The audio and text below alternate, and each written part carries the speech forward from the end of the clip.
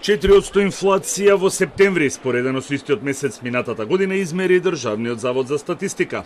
Ова е благо намалување во однос на август, кога инфлацијата беше 4,4%.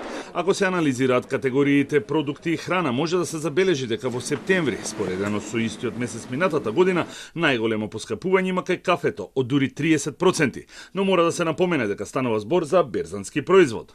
Значително поскапување има на цените на овошјето, кое споредено со лани сега се продава за 18% поскапо, а трето најголемо поскапување е нотирано кај цените на маслата и мастите и на шекерот, чоколадата и кондиторските производи, кои сега се повисоки за идентични 9,5%.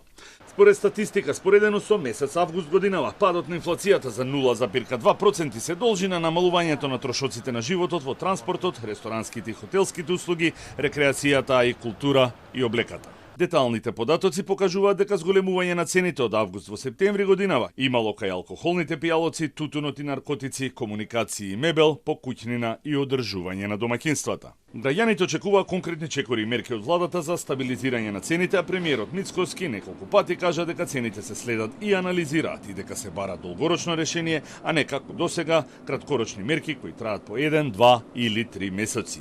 Растот на инфлацијата од владата го лоцира и во покачувањето на платите и пензиите. Сојузот на синдикати на Македонија не е на иста линија со владата и бара зголемување на минималната плата на 500 евра за да може да се амортизира инфлацијата, а според последните пресметки, минималната синдикална кошница изнесува 65.000 денари, што е далеку повеќе од 2 минимални плати во Македонија.